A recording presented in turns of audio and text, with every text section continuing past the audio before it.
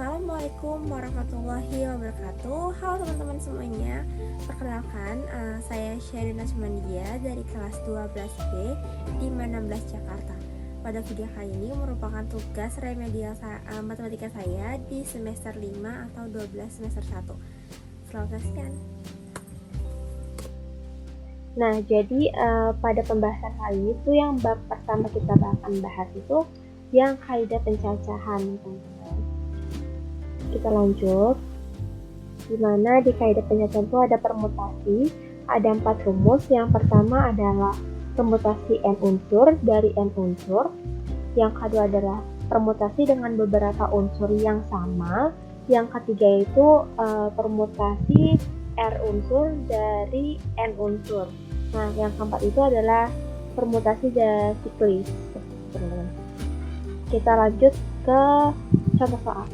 Nah, kita lanjut ke contoh soal. Di sini soalnya permainan bola voli terdiri atas 6 orang. Tentukan banyaknya cara menyusun formasi tersebut. Ini tuh cara dari rumus yang pertama. Yang pertama itu kan tinggal n faktorial ya teman-teman. Jadi kalau misalnya faktorial n-nya di sini adalah 6. Jadi kita hitung aja 6 faktorial. Jadinya itu cara menghitung faktorial itu kayak 6 terus dikali 5 terus habis itu dikali 4 dikali 3 kali 2 kali 1 sampai 1 pokoknya teman-teman. Nanti akan menghasil, kita biasanya kalau misalkan lebih gampang itu sampai 2 aja, karena kalau misalkan kali 1 sama aja teman-teman. Nah, gitu. Nah, nanti tuh 6 sampai 2 itu akan menghasilkan 700. Kalau dihitung nanti ya, kalian hitung 720. Jadi kalau ditanya kesimpulannya itu jadi banyaknya cara untuk menyusun formasi tersebut adalah 720 cara. Seperti itu teman-teman. Kita lanjut ke contoh. Nah, kita lanjut ke soal yang kedua, di mana soalnya itu 6 orang melakukan rapat bersama. Mereka duduk mengelilingi meja bundar. Tentukan banyak cara mereka dapat membentuk posisi yang berbeda. Ini tuh pakai cara permutasi yang siklik, di mana permutasi yang siklik itu caranya itu n - 1 difaktorialkan ya teman-teman. Terus jadinya karena di sini n-nya adalah 6, kita langsung aja. Berarti kita carinya itu 6 dikurang 1, 5 faktorial. Berarti 5 terus 4 dikali 3 itu dikali 2 dikali 1 ya teman-teman. Kali 2 juga cukup sih. Nanti kalau misalkan kita hitung, nanti akan menghasilkan itu 120. Jadi 5 faktorial itu hasilnya 120 gitu teman-teman. Jadi kesimpulannya itu adalah banyaknya cara mereka dapat membentuk posisi yang berbeda itu ada 120 cara gitu teman-teman. Kita lanjut ke soal ketiga. Nah, jadi soal yang ketiga itu tentukan hasil dari bentuk permutasi 4,3. Kita lanjut, ini tuh permutasi yang R unsur dari N unsur. Jadi rumusnya itu adalah N faktorial terus per N min F, dimana N di sini adalah 4, berarti kita hitung aja deh 4 faktorial terus lanjut. Ini difaktorialkan kan, 4 dikurang 3 sama dengan 1 ya guys. 1 berarti 1 faktorial. 1 faktorial berarti 4 faktorial bagi 1 gitu teman-teman. Kita langsung hitung aja 4 kali 3 kali 2 kali 1 gitu teman-teman. Kali 3 kali 2.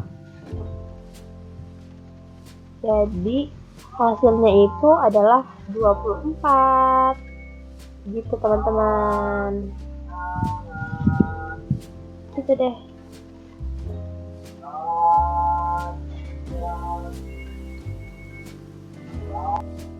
selanjutnya tadi ada permutasi, sekarang itu adalah kombinasi, di mana kombinasi ini ada dua rumus. Yang pertama itu namanya kombinasi berulang, dan yang kedua itu kombinasi biasa. Jadi kalau misalkan kombinasi berulang itu rumusnya seperti ini, dan kalau misalkan kombinasi biasa itu rumusnya seperti ini. Kita lanjut ke soal. Nah, selanjutnya itu ada soal di sini tuh tentukan hasil dari kombinasi berikut C5, dimana ini tuh pakai ya kombinasi yang biasa teman-teman. Ini n faktorial per n min r faktorial. Difaktorialkan n, jadi dikurangin dulu baru faktorial. Di situ dikali r faktorial. Jadinya karena di sini n-nya adalah 5, jadi kita tinggal ini deh tulis 5. Kita langsung aja ya, 5 kali 4 kali 3 faktorial ya teman. 3 faktorial.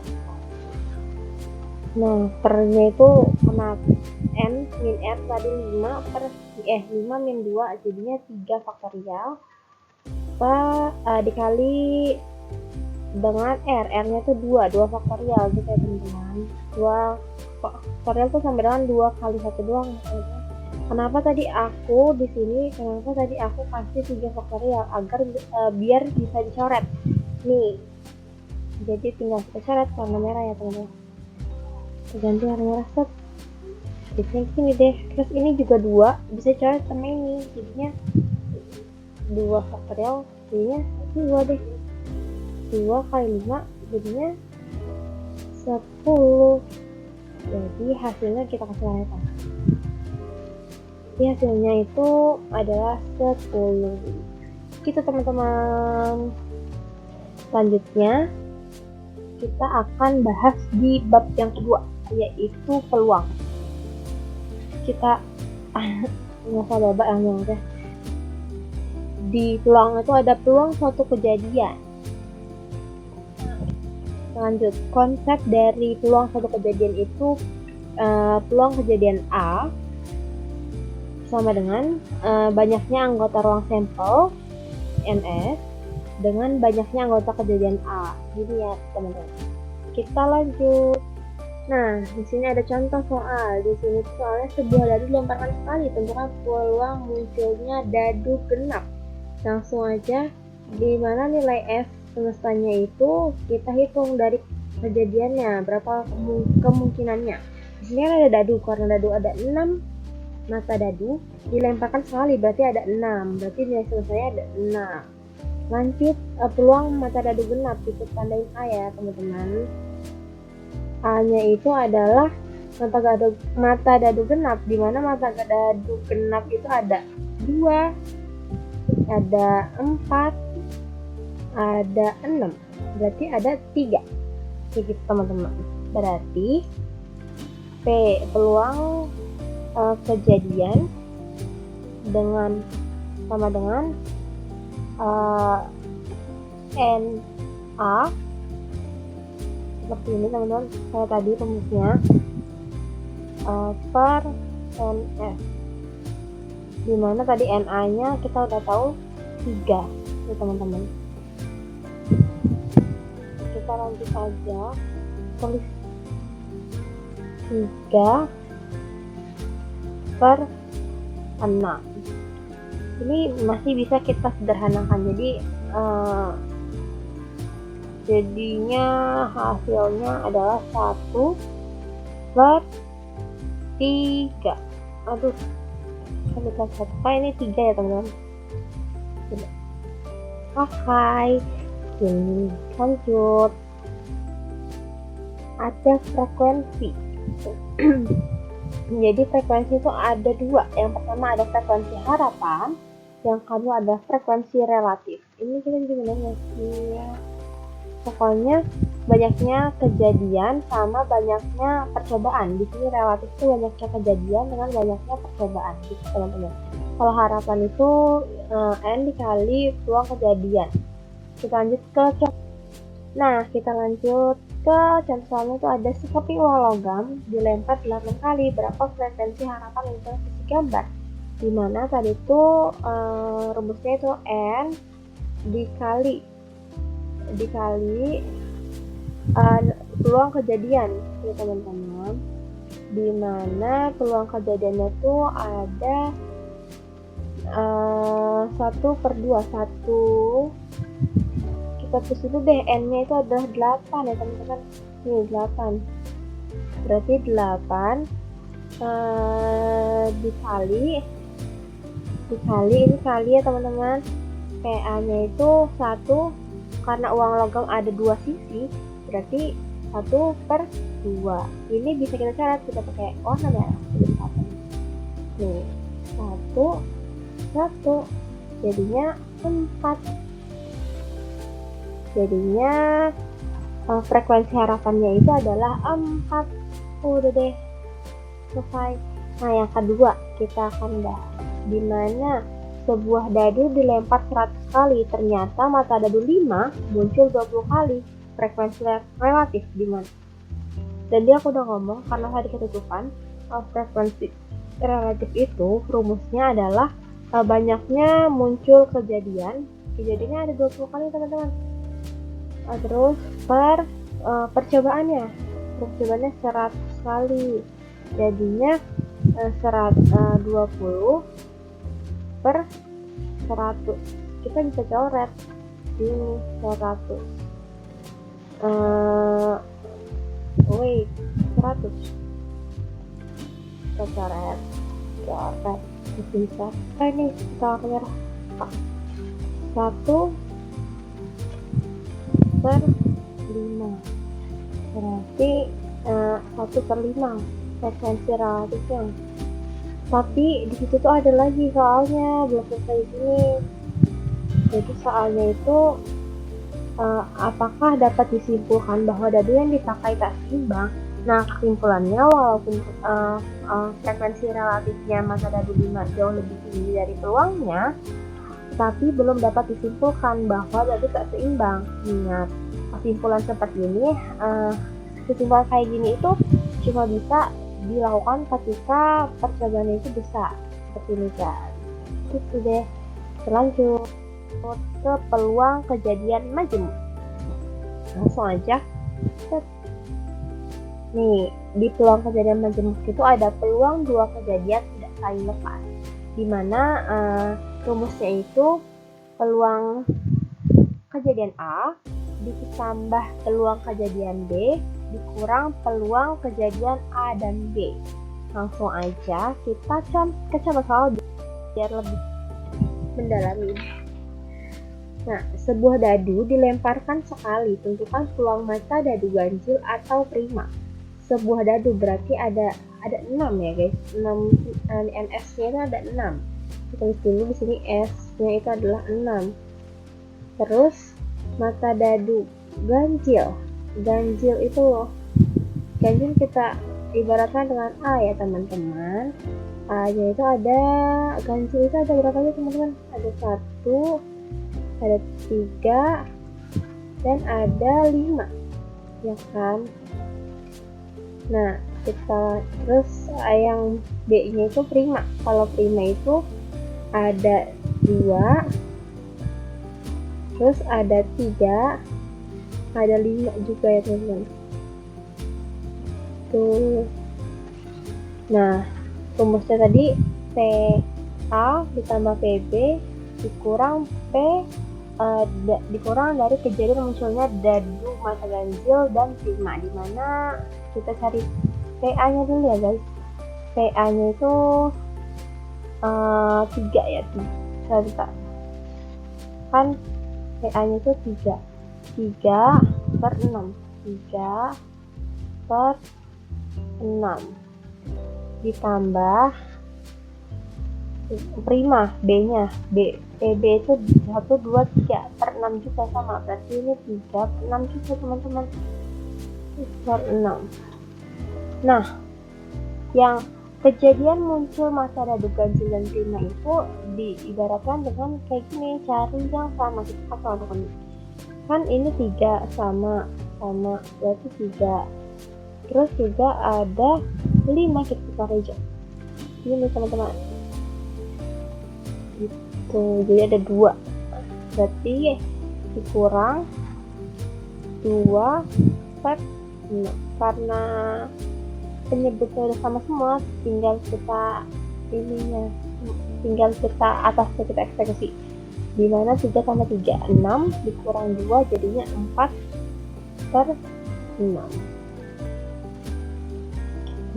Terus bisa kita cari lagi, jadinya bagi 2 berarti 2 per 3 gitu. Jadi hasilnya adalah 2 per 3 atau 4 per 6. Lanjut, di sini juga ada peluang 2 kejadian saling lepas, dimana rumusnya itu adalah peluang kejadian A ditambah peluang kejadian B. Jadi teman-teman, jadi lanjut kita contoh soal. Jadi soalnya itu ya, soalnya 2 buah dadu dilemparkan bersama-sama 1 kali. Tentukan peluang munculnya dadu berjumlah 3 atau 10. Kita hitung dulu teman-teman, karena dia 2 buah dadu, jadi ada karena 1 masuk dadu 6, jadi karena ada 2 jadi 6 dikali 6, jadi S nya itu sama dengan 6 kali 6 jadinya 36 gitu teman-teman, 36. Nah terus kita A nya itu ada berapa aja guys yang jumlah 3, ada 1 dengan 2 ya, 1 dengan 2, terus ada berapa lagi guys, ada 2 dengan 1, itu doang deh kayaknya kalau 3 ya. Iya, kalau misal 3 itu cuma ini doang, karena yang lainnya lebih kalau. Nah yang B nya ini adalah 10, berjumlah 10, berarti ada 4 dengan 6, terus ada 5 dengan 5, terus ada, kita ulangin lagi deh, 6 dengan 4 gitu deh. Udah rada sulit ya tulis kayak gini. Bentar. Karena tadi rumusnya itu PA ditambah PB, jadinya tadi A nya itu ada 2, 1, 2, berarti PA nya ada 2 per 36. Terus yang B nya itu ada 1, 2, 3, ditambah, tinggal tambah doang deh, 3 per 36. Oh my god, resep gitu deh, jadi 36. Kita tinggal atas saja, 5 per 36 seperti ini. Jadi peluang munculnya massa dadu berjumlah 3 atau 10 adalah 5 per 36. Kita lanjut ke peluang 2 kejadian saling bebas, dimana rumusnya itu peluang kejadian A dikali dengan peluang kejadian B. Langsung aja kita ke contoh soal. Di sini ada peluang Nanda dapat menyelesaikan satu soal sebesar 0,9 dan peluang Niko dapat menyelesaikan suatu soal yang sama adalah 0,8. Tentukan peluang mereka berdua dapat menyelesaikan soal tersebut. Karena tadi tinggal dikali, berarti kita tinggal kali ini aja deh peluang kejadian A 0,9 ya kan, terus dikali peluang kejadian B 0,8, kita langsung kali, jadi 0,9 dikali dengan 0,8 dan kita kali hasilnya 8 kali 9 hasilnya 72. Kita tambah 0 aja deh, kan 0. Udah deh hasilnya. Kita lanjut ke selanjutnya itu adalah peluang kedua kejadian tidak saling bebas atau bersyarat. Nah, di sini tuh ada caranya biar lebih paham. Kita masuk ke soal. Dimana soalnya itu sebuah kotak berisi 6 kelereng merah dan 4 kelereng putih. 2 butir kelereng diambil satu persatu. Kelereng yang sudah terambil tidak dikembalikan ke dalam kotak. Tentukan peluang terambilnya kelereng merah dan kelereng putih berurutan. Ya, teman-teman. Di sini nilai S-nya kita harus ketahui dulu nih. S-nya itu adalah 10 ya, karena 6 ditambah 4 jadinya 10. Terus yang peluang terambilnya merah berarti 6 per 10 gitu ya teman-teman. Nah, selanjutnya adalah 4 kelereng putih. Karena tadi nggak dikembalikan, maka sisanya. Jadi kita tinggal gini deh, kali 4, karena tadi udah diambil 1 jadinya 9 deh. Ini 4 ya guys, 9. Kalau 9 seperti ini gitu. Tinggal dikali, hasilnya adalah 24. Oh, ini gimana? 24 per 90. Seperti itu teman-teman. Bisa dikecilin lagi. Jadinya 4 per 15. Udah deh. Karena di sini kenapa bisa 9? Kalau masih ada yang bingung kenapa bisa 9? Karena di situ ada peluang sisanya 10, lurusnya itu ada 10. Nah, tapi di sini kan udah diambil warna merah 1. Terus di sini tuh ada keterangan kelereng yang sudah terambil tidak dikembalikan ke dalam kotak. Jadinya 9. Gitu deh teman-teman. Jadinya 6 kali 4 24, 10 kali 9 90. Terus dikecilin lagi bisa jadi 4 per 15.